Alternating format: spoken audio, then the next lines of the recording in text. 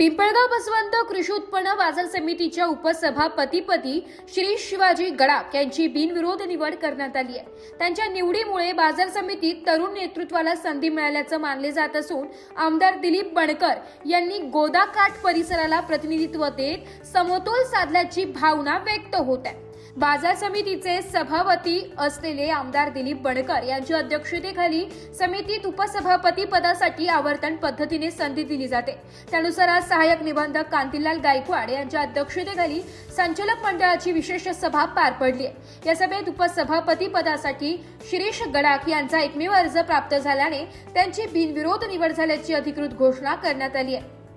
निवड जाहीर होताच आमदार दिलीप बणकर यांनी संचालक मंडळातर्फे शिरीष गडाख यांचा सत्कार करून शुभेच्छा दिल्या।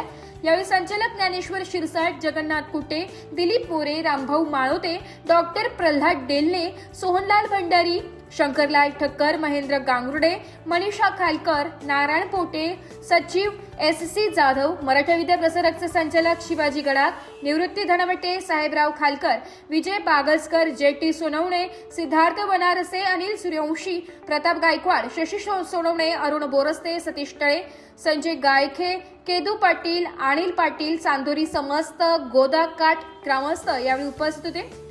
शिरीष गडाख यांच्या निवडीमुळे बाजार समितीच्या कामकाजाला अधिक वेग येईल अशी अपेक्षा व्यक्त करण्यात येत आहे। कृषी क्षेत्रातील प्रश्न सोडविण्यासाठी आणि शेतकऱ्यांच्या हितासाठी कटिबद्ध राहण्याचा निर्धार यावेळी व्यक्त करण्यात आला आहे। ब्युरो रिपोर्ट, नाशिक लोकशाही न्यूज, नाशिक।